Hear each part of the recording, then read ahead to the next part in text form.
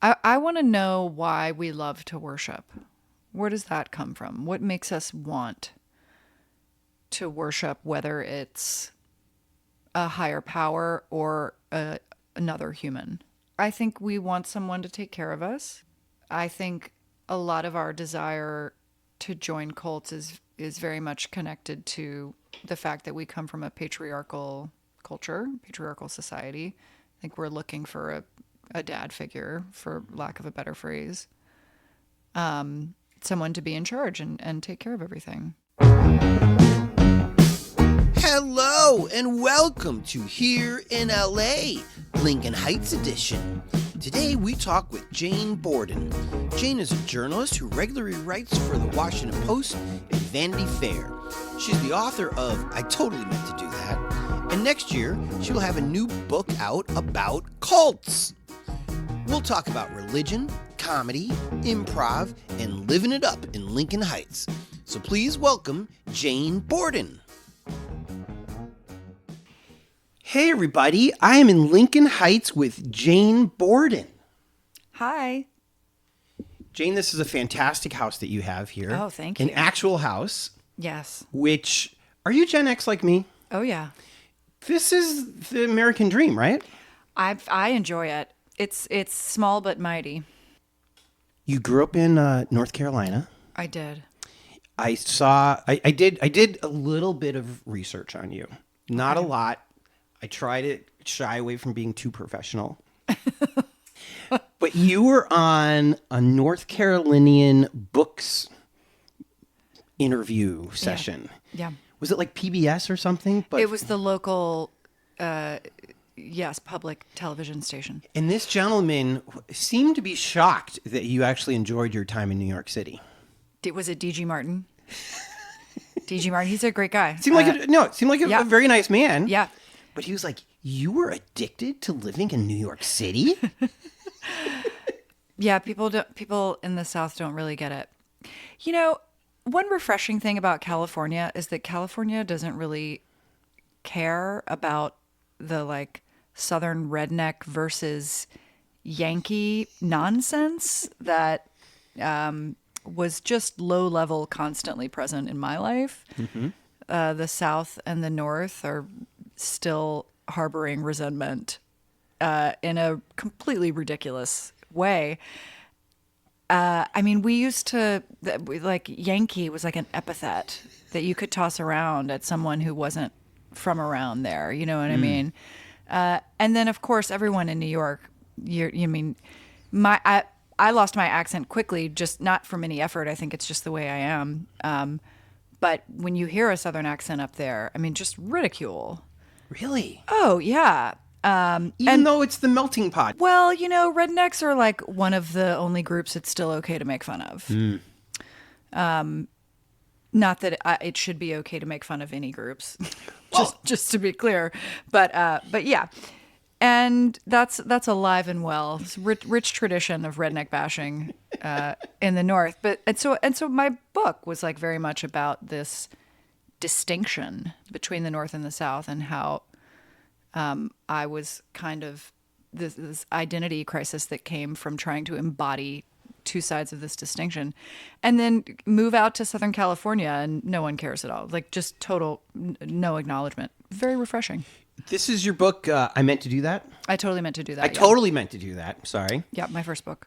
Are you the culture editor for Vanity Fair? No. I'm a culture writer for Vanity Fair. Culture writer. Which is to say I freelance for Vanity Fair from time to time. Although I've been doing it now for more than a decade, I think, which is wild. But it's fun. I came up in culture writing. That's how I cut my teeth at Time Out New York, which was an independent weekly in the city, not unlike some of the wonderful independent weeklies we have in Los Angeles, LAist, old school LAist especially included among. Speaking of, do you know that you emailed me when I was running LAist? No. So I did. I couldn't remember how we set up this interview on paper. And I was trying to like verify that it was at 2:00 and not 3:00. And so I was like, did you DM me on Instagram, on Twitter? Did you text me? Like, isn't it crazy? Like, people can reach you all these different ways. It doesn't make any sense.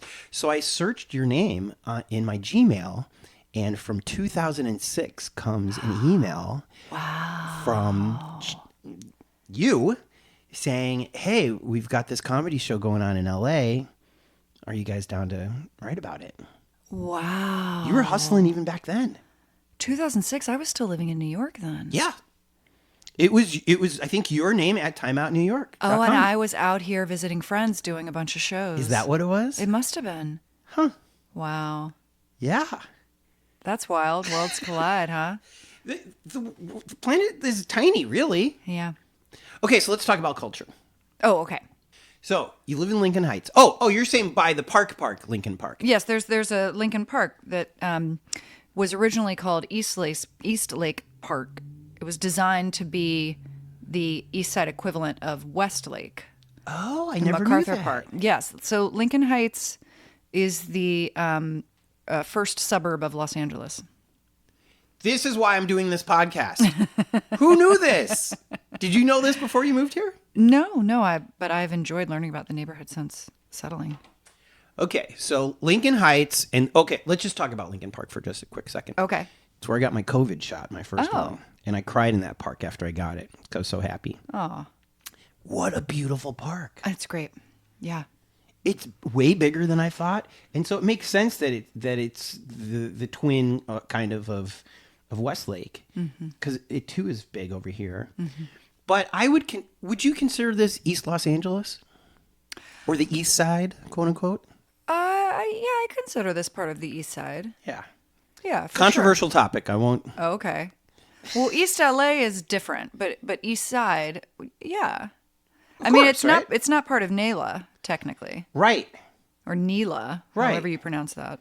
Which I feel like kind of ends at like Eagle Rock up there and Highland Park. But you're on this side of the east side of everything. Dodger Yeah. Stadium, Yeah, the river. yeah. So it's his own thing, huh? Okay. What drew you to this place?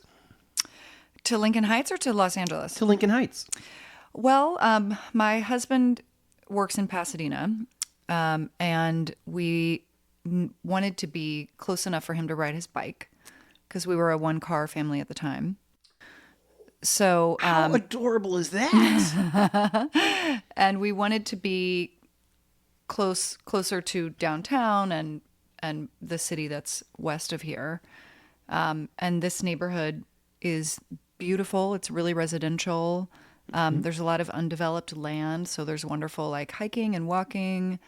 And it's got a lot of history and it's got a lot of culture. It's got a lot of diversity. Sure does. Because of its history. And we feel so lucky to have found somewhere here that, that made sense. So is your husband like a cyclist, or he was just, let's just be like hippies and ride bikes places? Somewhere in between.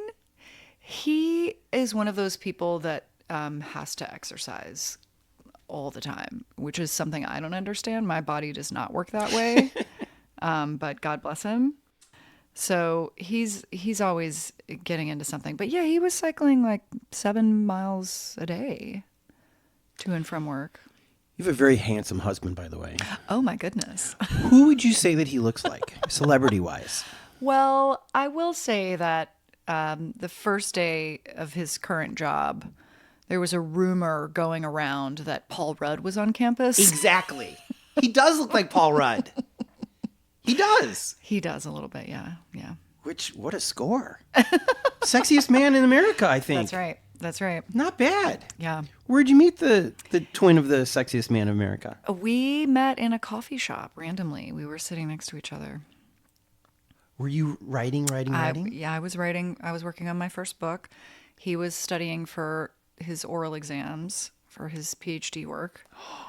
And we just started talking and then became long distance friends. And then there was a long distance romance until we got married and packed up his apartment in Chapel Hill and packed up my apartment in Gowanus, Brooklyn, and made our way. So you guys broke all the rules. First of all, we're, as men, instructed, do not bother women when they're working. Well, I struck up the conversation. Did you with really? Yeah. You just couldn't help yourself. No, it's kind of how I am. That's awesome. Yeah. And then the long distance thing, a lot of people say never seems to work. You know, I think if we hadn't been long distance, it wouldn't have worked because it's just a variety of my personal commitment issues, perhaps. Were your parents divorced when you were young? No. So what's up with the commitment then? I don't know, and my therapist hasn't really helped me all that much either. Well, lay down on the couch. $100 later, we'll figure it out.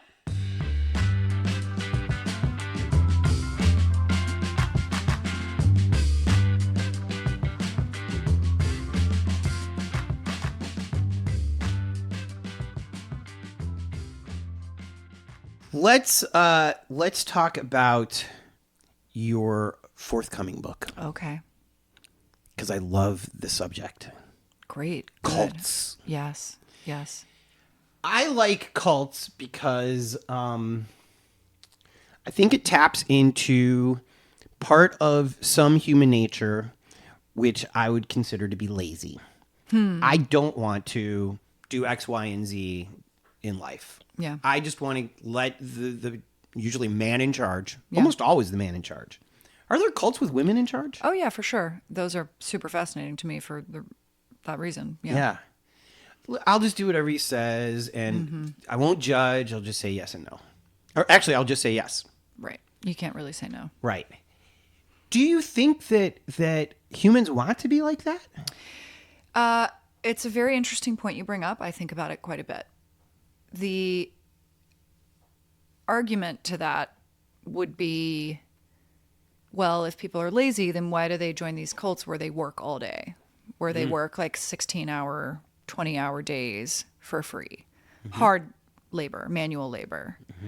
But it's a different kind of laziness, I think, that we're talking about. Also, they don't know that that's what's going to happen when they walk in the door and they get love bombed, right? Oh, do they? Yeah, that's the term that people use for the initial experience a new recruit has in a group. People are coming up to them, telling them how much they love this place and how wonderful you are, and you would be so great here, and here's all the wonderful things we do. And a lot of cults will, if it's a male recruit, they'll send like the pretty girls to go get him. That's a thing that's been done a few times. So that's called love bombing in the cult vernacular.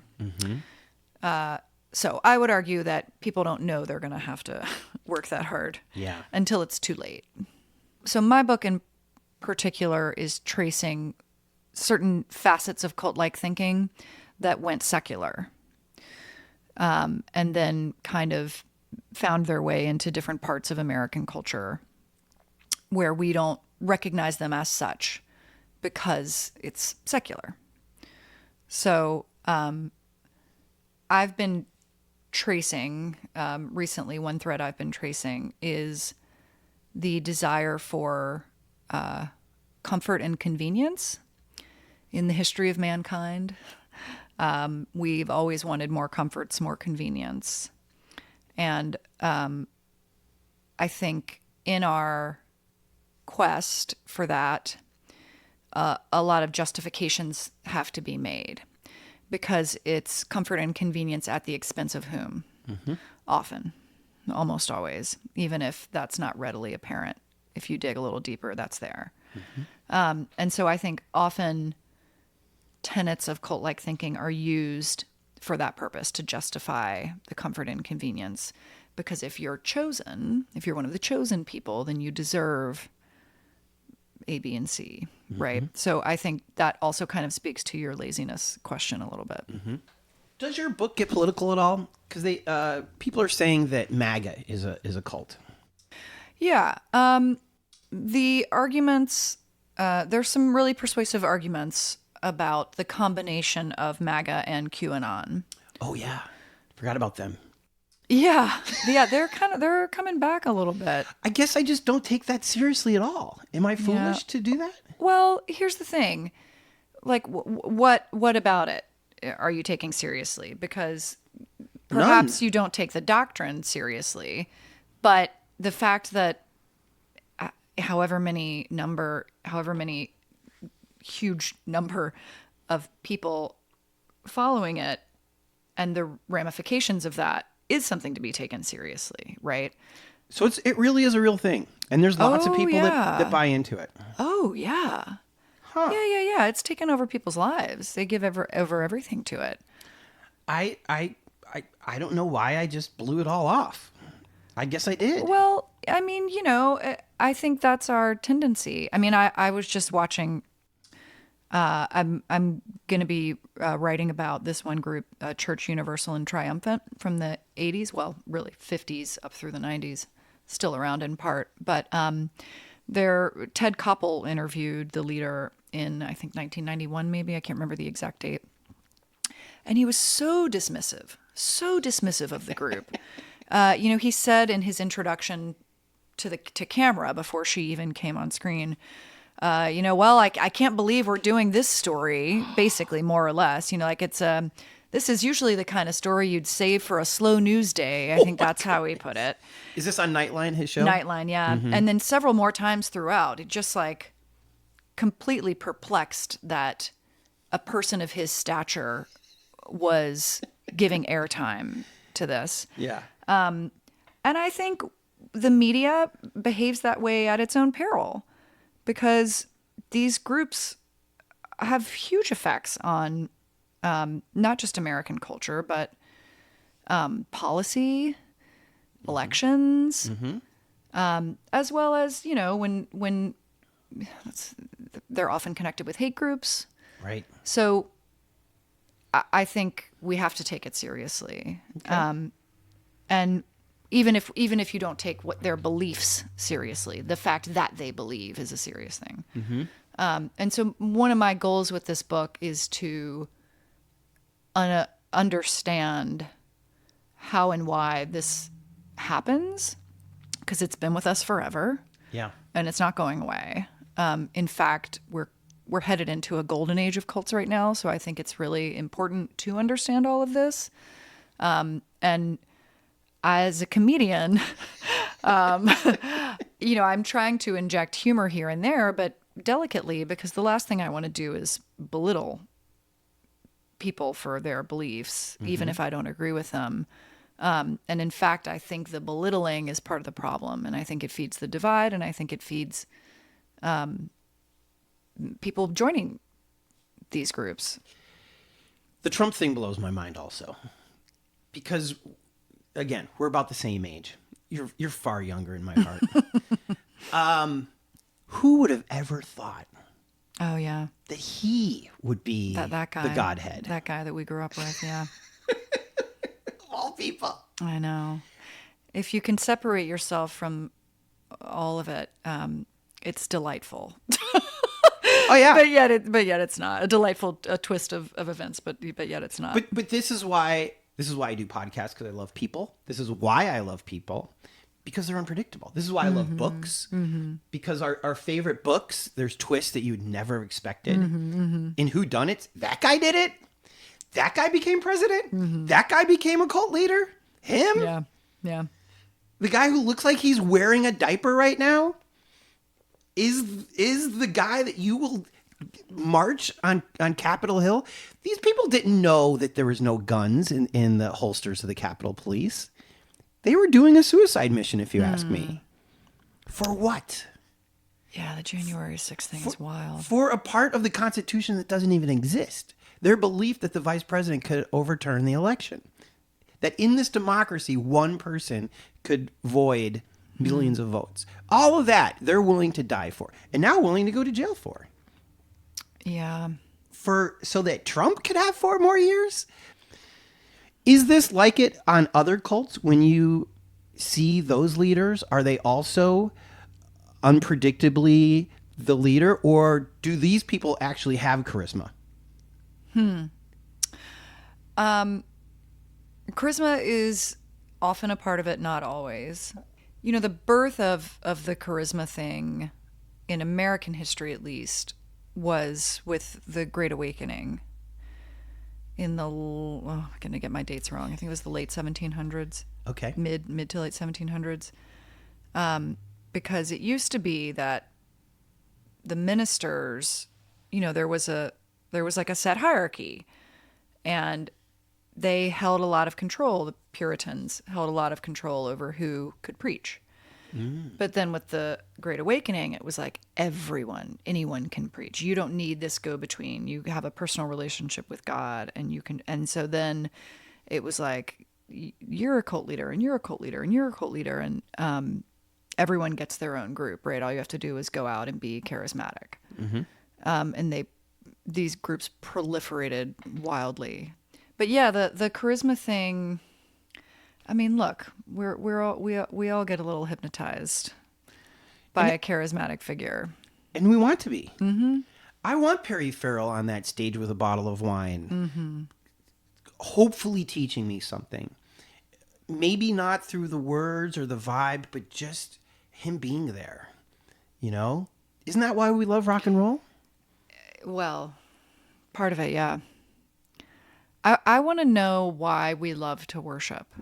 Where does that come from? What makes us want to worship, whether it's a higher power or another human? What's your guess? I think we want someone to take care of us.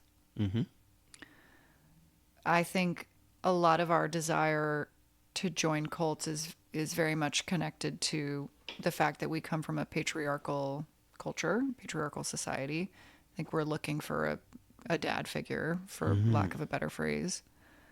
Someone to be in charge and take care of everything. Daddy, not mommy. In America. But that's part of why I'm so interested in groups that are run by women. Yeah. Tell me about one of them. Well, the Church Universal and Triumphant is one. Oh, really? Well, it was originally run by a man, but then he died, and his wife took over and developed the group and made it so much bigger than it would have been, according to their son, whom I interviewed. Oh. But yeah, she was a remarkable woman. A lot of charisma. She would stand on stage and receive dictations from the ascended masters, who would speak through her for more than an hour. And she wasn't going, I mean, it was just, she could just speak extemporaneously, presumably. I don't think she was practicing, because she believed this. I mean, that was one of the first questions I had for her son, was like, how much of this was true belief, or do you think any of it was a con? And he was like, no, she was a true believer. Which is just incredible that she could go into that headspace, because I don't believe she was actually receiving messages. But she was channeling something. Either her own thoughts, which is still hard to do. As a comedian, you know, it's hard to even do a good 15. Right? Yeah. So an hour 15, that's really great. Right? Yeah. Give that woman an HBO special. Who's the guy who at the end of his deals everybody would walk through the fire? Oh, I don't know. White guy, big tall white guy. Huh. Oh, you're not talking about the self-help guru, Tony Robbins? Tony Robbins. Oh, yeah. They say he would do hours and hours and hours. Yeah, he's a fascinating guy, and not too. even pee. Wow. How is that possible? I think that's another reason he wins the money. Yeah. If you can stand up there and you've got to pee. I'll tell you, I saw the Rolling Stones once and I had to sit down. Mick, who was even ancient then, still dancing around. Yeah. Which is why I idolize him. You know, Tony Robbins might have a catheter. Don't make any assumptions about... Or a diaper. His vitality, yeah. No, self-help groups are super interesting, and some of them are very cult-like. I mean, some of them are straight-up cults. Okay, back to this woman. Elizabeth Clare Prophet. Where did she do most of her work? Well, they moved around quite a bit. They were in California for a while. They were in Colorado for a while. And then they wound up in Montana, which is where they built a bunch of underground shelters for the upcoming nuclear war. Missile attack from the Soviet Union was going to launch it, and they would be safe with all their food they had saved. And they had enough to be underground for like 7 years. She really grew the group, and they would mail out, you could pay to be a part of their mailing list, and you would get cassettes, recordings of her presentations, which were part dictations, part, other stuff. And I'm interested by what you said just now about cults can be a way to procrastinate. Did you use the word procrastinate? Mm-hmm. Yeah. To avoid. To avoid, yeah. Which just kind of unlocked something for me, because I've always felt like crises also come with a little bit of comfort, because when there's a crisis, you have an excuse to push everything else in your life to the margins, because you just have one focus. And then when the crisis is over, it's a little bit like, oh God, now I have to deal with all this other stuff. Yeah. And that's making me think about what happened with this group, and what often happens with cults is that there's a crisis, there's an enemy, there's an upcoming tribulation. Right. And you have to prepare for it. And so nothing else matters. And so you put the rest of your life on hold, literally, and you give them all your money and you give them all your time, because what's more important than saving your soul? Well, or saving the world, which is what a lot of these groups tell their followers they're doing. Oh, they have the power to save the world. Yeah, well, if they're going to repopulate the world after Armageddon, right? Or when you go even more secular, groups like Nexium, they thought that spreading these mental health techniques, these therapy techniques that they worked on, that they were changing lives. The more people they could bring into this, the more lives they could change, the more, and then if a problematic person has an awakening, then whoever else that person was harming is also now saved. I mean, yeah, they thought they were saving the world.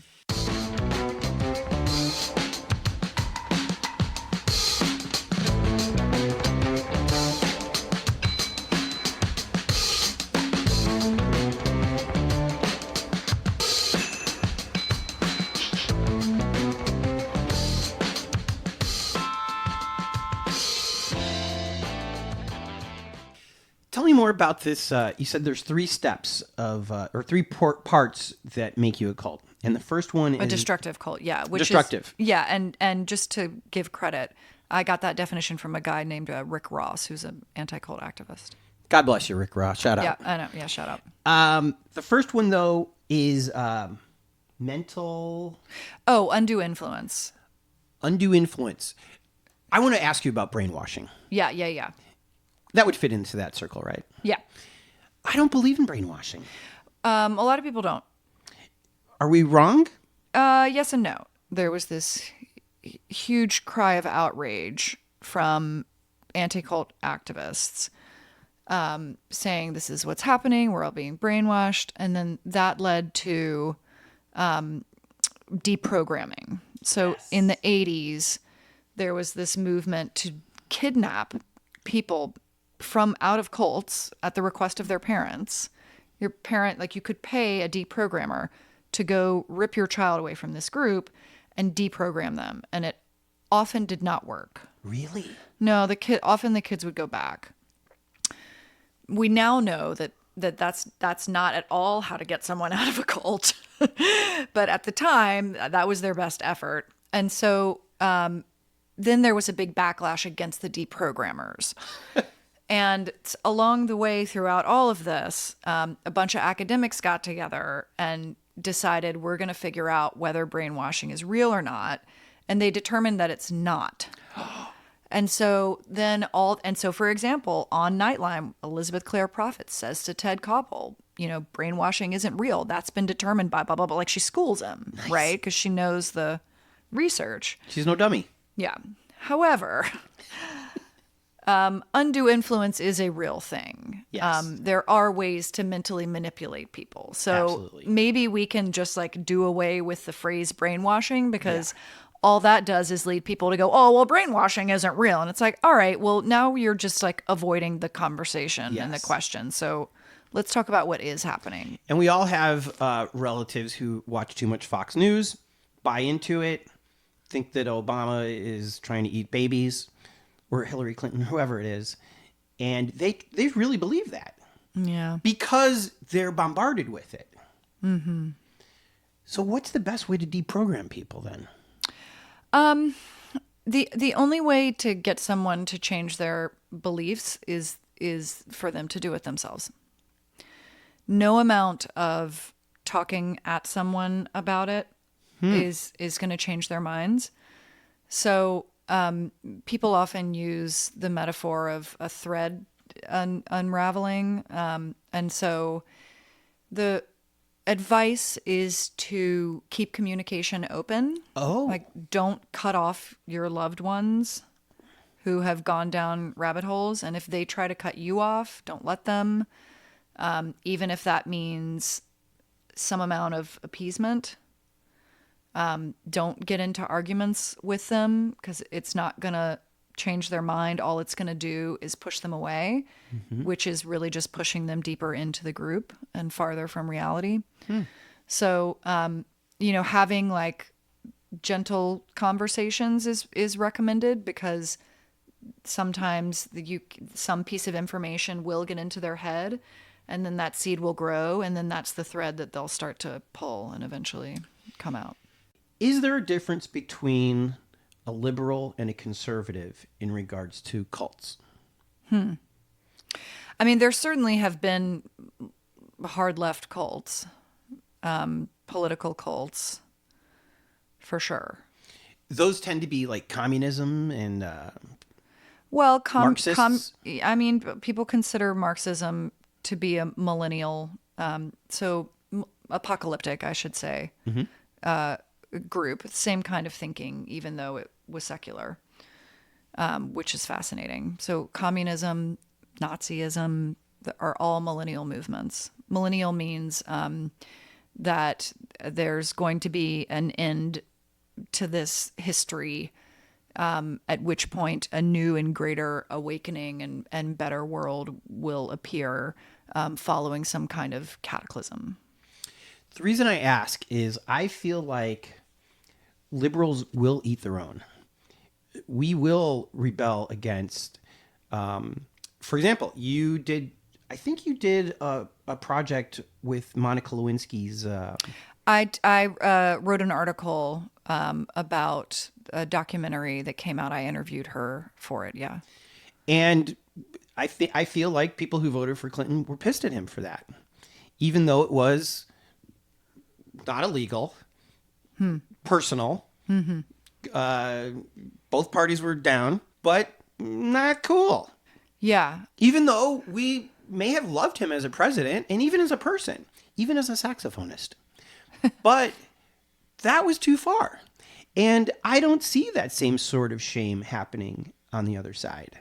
Am I crazy to think this? That Democrats are a little rougher, actually a lot harder on their own leaders. Who's the comedian up in Minnesota? Yeah. It's Al. Al Franken. Al Franken. Al Franken was gone Yeah. for a joke. I mean, am I being a sexist man? Do we agree Well, that I he think, probably shouldn't have been kicked out for that? I'm of two minds of it. I think it was a gross and stupid joke that was beneath him and was really disappointing. I was very disappointed. Yeah, I was very disappointed. And but I was also sort of like, I don't know, like, do we really need to get rid of him? He's doing good work. I agree with his ideas and appreciate his efforts. But then a friend of mine was like, I don't know. I can think of like a dozen women in politics right now who would be doing an even better job than he is, and I would like to see them in his seat. And I was like, that's a valid point. I mean, I think I appreciate that in the examples you've provided, liberals are actually holding themselves to the standards they've set out for other people, Yeah. which is not what's happening when people on the right shame their daughters for having sex and then turn around and don't care that,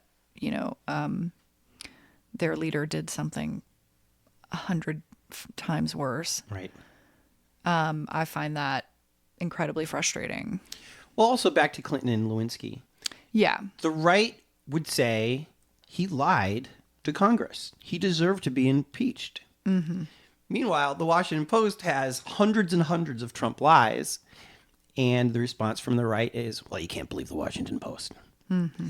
Well, one of the lies he said was, I'm going to release my taxes.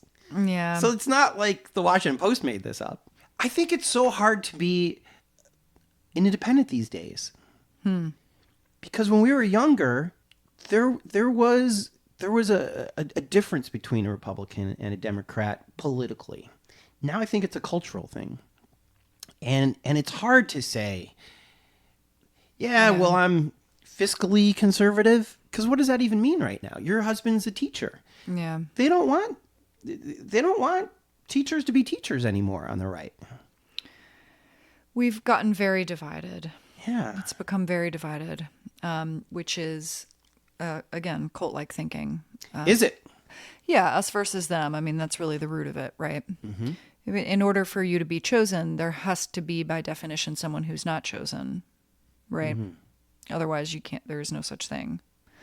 So, and that really goes all the way back to when we were living in small bands. I mean, that goes back to the relative we shared with chimpanzees, right? There are two species on the planet who exhibit a certain behavior.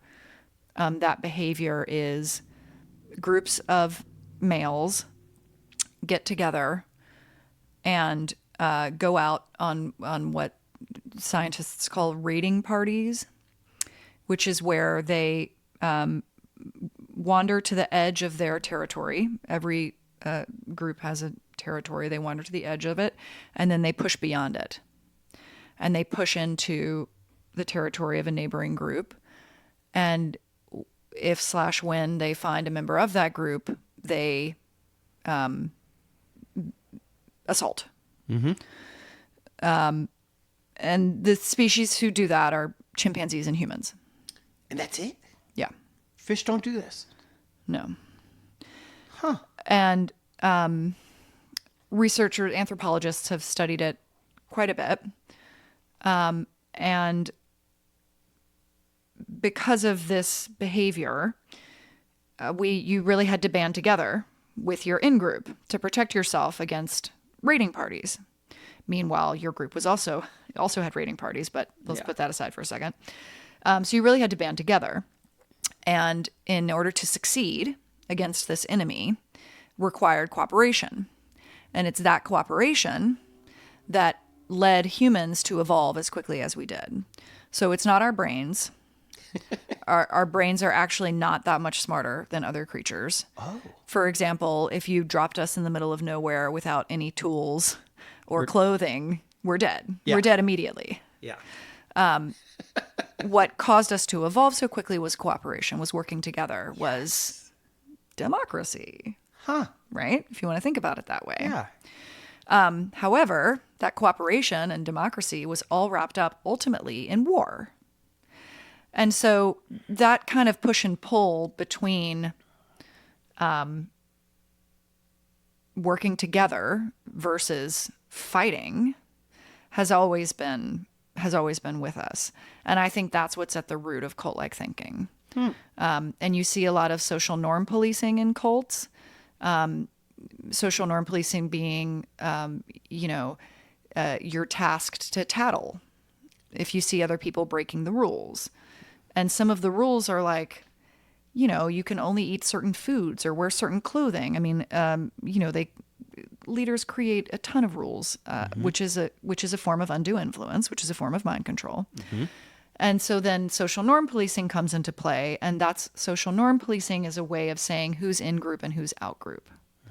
So years ago, there were groups that would literally change the shape of their babies' heads. From birth, they would put the baby on a board, and so the head would get flat in the back. So everyone in their community could be recognized immediately. So if someone came in their group who was not from their community, they could tell immediately who that person was. Wow. And so that's another form of social norm policing. And children from the age of 2 have been witnessed by researchers exhibiting social norm policing. You say this is the way you do it, this is not the way you do it, and then the researcher leaves the room, and the kids are yelling, "No, that's not. You're doing it wrong. Hey, teacher, someone's doing it wrong." I mean, that's what tattletales are. Wow. So, at any rate, I don't know where I was going with that. I love this book already. Well, I'm super interested in the evolutionary biology because I want people to understand where this comes from. Because when you don't understand where it comes from, it's really easy to vilify each other. And vilifying each other is the whole problem, you know? And I really want to approach all of these groups and all of the members of these groups with compassion. Because victim blaming has been a problem with cult stuff from the start. You know, only crazy people join these groups or whatever. Well, I think as maybe we've seen since 2016 or since 2015, that's not the case. So.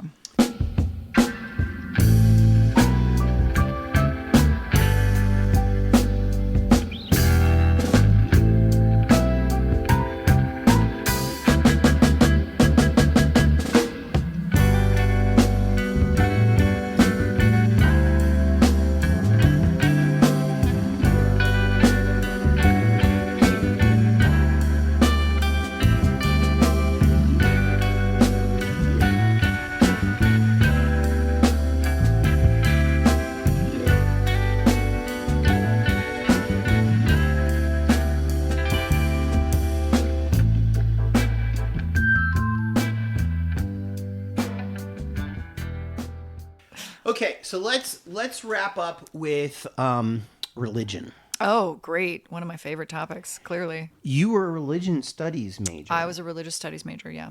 At University of North Carolina. At Chapel Hill, yep. Is that a separate campus than where Michael Jordan was at? That was the same one. That's where he was, yeah. What got you into it? I see a Bible over here. Oh, yeah. Yeah, there's one right next to you, too. I'm surprised your jeans haven't caught on fire. Because I'm a sinner? Because I'm a dirty sinner? Guilty. I am a dirty sinner. God bless you. What got you into it? Just because it was so interesting. I realized that my liberal arts education was a privilege and an opportunity and not necessarily a career builder.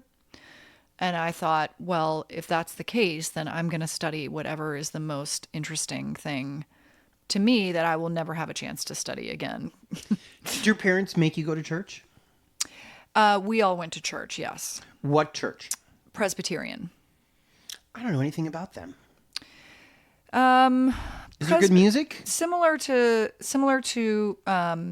Episcopalians, pretty similar. I mean, they wouldn't say that, but in the grand scheme of things, yes, liberal Protestantism. Yeah. Sometimes a female preacher? Yep. Mm-hmm. Good music or bad music? Beautiful music. Really? Beautiful organs, incredible choir. I mean, it's an old church. It's a beautiful church. And the music is the best part. Yeah. And I loved being a part of the choir because I love singing. You were in the choir? Oh, yeah. Oh, yeah. I was in the choir. I was also in the bell choir. That was fun, too. The little handbells? Oh, yeah. I love that. It was great. Especially Christmas time. Yeah. Although I will tell you, college is what got me into it, too. Oh, really? Yeah. College turned you religious? Yes. Okay, tell me more. Bible is literature class. Oh, yeah. I took two of them. Uh-huh. But I also took Zen, which I also loved. Yeah. I had this French guy who never would button his shirts, and somehow this guy was an expert on Asian culture, India, China, and Japan, and Korea. And so, everything Zen, he just knew somehow. Which, I mean, to be a professor at a UC. Yeah, sure. He's a scholar. You kind of know. He trained for 10 years, yeah. But he did it in such a, suave way that I was like, this is why professors get laid. This guy, like, talk about charisma. This guy really had it. Yeah. But on my Bible as literature classes, what I liked about it was I wasn't forced to go to church. I was not an altar boy or any of that kind of thing. But anytime I went, I felt something. And I don't, that was a mystery to me. Even the stories were kind of a mystery because it wasn't shoved in my face. Yeah. And so when I finally read even Adam and Eve, and it's 2 pages, and I was like, that's it? 2 pages? Yeah. All these stories about Yeah. Adam and Eve and the snake. And now I can actually read the details. And as readers and writers, we love those details. Yeah. And it also hit me late in my college career as an English major, where I had been taught what makes a good story, the hero's journey, as you say. That's all in the Bible too. And I was like, Yeah. but they didn't go to school. Who wrote this story? Oh. Yeah, well, a lot of it was ancient myths that have been passed down for forever, right? Yeah. And so translation, especially you lose, the oldest books in the Old Testament, yeah. So you lose the details as it goes from one person to another. And I saw that when we read Basho, and that's what I read when we read Zen too. Like it was boiled down. But these stories were great. Yeah. Is that what got you into it too? Oh yeah, I love myth. I love fairy tale. Yeah, the stories are beautiful, and the story of Adam and Eve and the first books of Genesis are beautiful. And in my religion as literature class, I'm forgetting the name for this kind of poem, but that's what the Genesis story is. And it was a common poetic structure at the time, where the first verse and the last verse contain only one character, God. And then the second verse and the second to last verse contain one more character. And as you're going toward the center, the middle verse contains the most characters: God, Adam, Eve, the snake, the tree, on and on and on. And so and I was just like, what? Wow. Like, that's incredible. I wasn't taught that in Bible school. It's poetry. Suddenly North Carolina is better than UC Santa Barbara. I didn't get taught that. I'm going to read this again. We had the whole semester just on Genesis, so which is we awesome. had some more time. Have you read the R. Crumb version of Genesis? No. Where he draws every person individually. Okay. So even in the flood, all these people. Wow. And so what he did was he would watch movies, like biblical movies, and freeze frame it and draw those people. All these extras. From like the Charlton Heston movies? Yeah. Oh, boy. And so it took him, I think, it's actually an inspiration to this podcast. It took him like 6 years to finish, because with ink and pen, he drew, because he's an illustrator. Yeah. And he wasn't even into the Bible. His wife was. And he wanted to make her happy. What a great husband. Let's wrap it up with this about the Bible. Okay. Since you're a scholar. I mean, so I'm a self-taught scholar, sure. What does your degree say? Well, I have a bachelor's degree, yes. In? Religious studies. All right. Okay. Well, then it doesn't have to be about the Bible. In any of this religious text that you studied, share with us something that, if you've made it through this podcast, an hour in, you're an intellectual person, audience, you're also very attractive. Oh. But you listen because you want to learn. So from a religious studies scholar, what should we read that we probably haven't read? Oh, boy. That clicked for you while you were in school studying this stuff, that you're so glad that you read it in school? The history and the myth. So I read a book called, I think it was called The Historical Life of Jesus, maybe, and it's all just what we know from records and non-biblical records. Correct. Oh, yeah, and other adjacent texts, contemporary texts. Was he really only 33 when he died? Yeah, I'm pretty sure that's true. Was his mom a virgin? LOL. What did you learn in this book about Jesus? Well, I just love the context. And so another book that's sitting next to you is about Revelation in context. Oh my God, the hardest of them all. A book of Revelation is fascinating. First of all, it's basically only in the Bible by mistake. because they thought the author of it, John, was the same John of the Gospel of John, but it's not. It's a different John. Awesome. Yeah. Otherwise, they would have thrown it right out. I mean, there's a good chance, yeah. Also, there was like one power player who was really interested in it for his own career, and he was pushing for it in ways that might have gotten it anyway.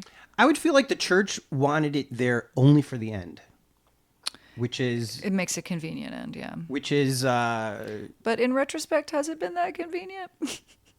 Well, they knew that, first of all, nobody was going to read it because they only taught it in Latin forever. And so the people who could rebel would never get to that part. The last line is something like, if you add anything to this text, you will get the curses. Yeah, which was very common. Everyone ended their... Oh, really? Oh, yeah. So that's the sort of stuff you learn when you read about these books in historical context. I should end that. I should put that in all my books at the end. Yeah, but put it in your podcast. Say it right now. If you add to this podcast. Listen up, Jordan. Huh. So lots of people put that in there. Yeah. Also, lots of people were writing books like Revelation. Everyone had a revelation. They were all different. Were they as trippy as that one? No. That Locusts the size of horses being ridden by other locusts? I don't know what it was. So trippy, and it's so violent. It's incredibly violent. And it's just about Rome. It's just about Rome, because Rome was oppressing them. So it was all symbolic towards what they were experiencing. Yes. It's a, what's the word? Allegory. Tell me one more thing about Jesus that I probably don't know. Oh, gosh.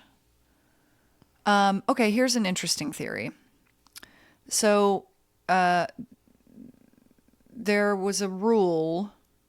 I'm not going to remember all the specifics, but there was a rule in the Roman army that you couldn't backhand a subject. That was too violent. You had to fronthand them.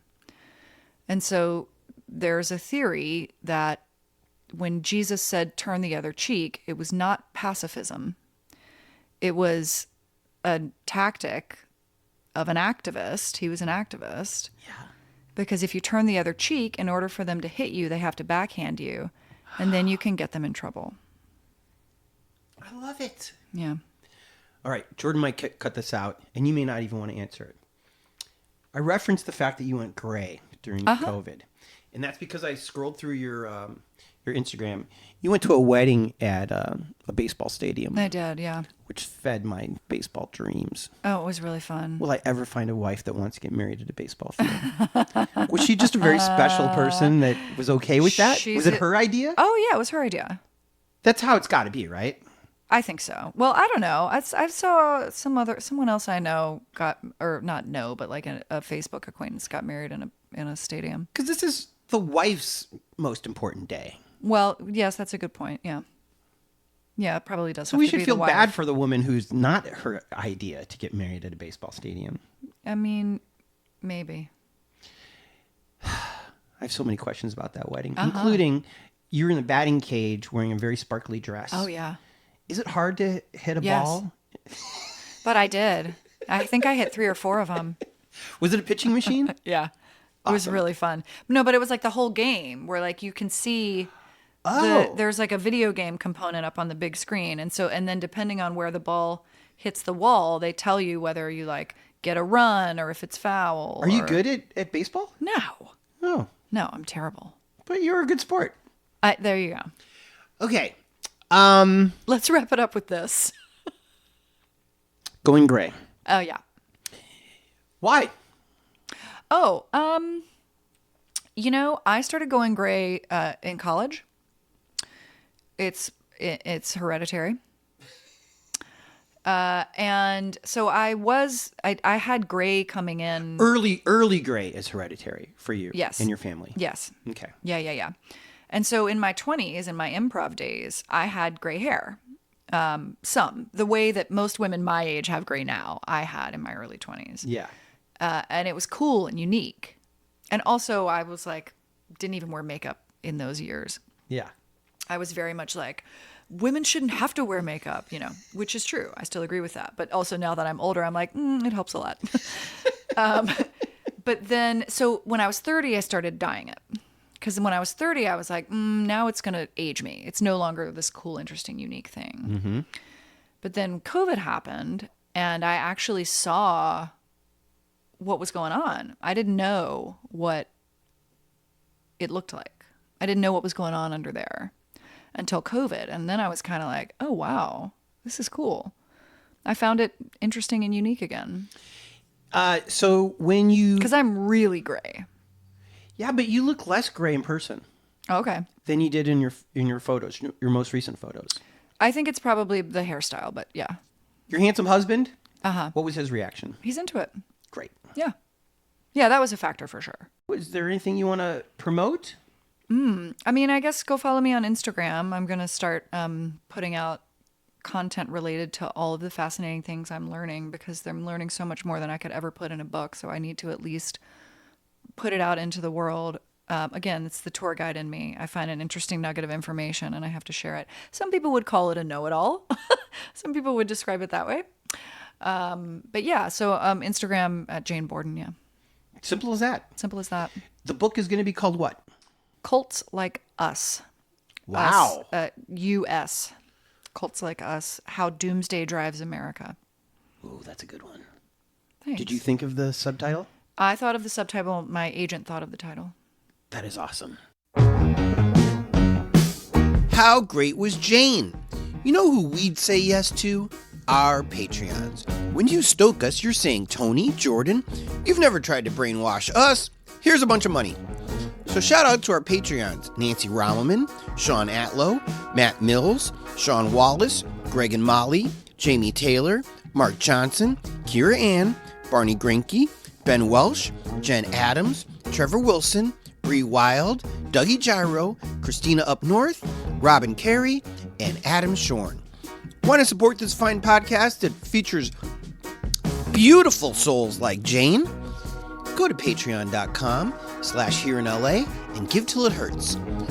We're also looking always for cool guests. If you know someone like Jane who lives in a neighborhood in LA, not a city, and they have a story to tell or an expertise to teach me about, have them write me at busblog@gmail.com. Also, shout out to our Angelinos. To be an Angelino, all you got to do is PayPal or Venmo, $25 or more, and we will list you on the Here in LA website or Medium blog forever. Just send your hard-earned cash to busblog@gmail.com.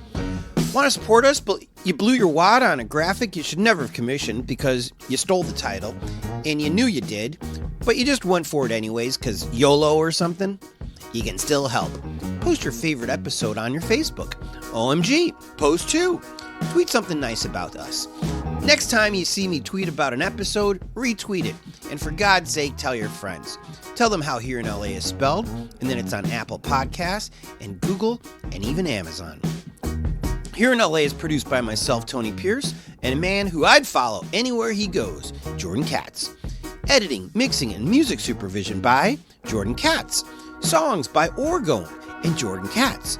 Special thanks to Cindy for creating the logo, Jen for inspiring this, and Abraham Lincoln, to whom we name so many things. Fine by me!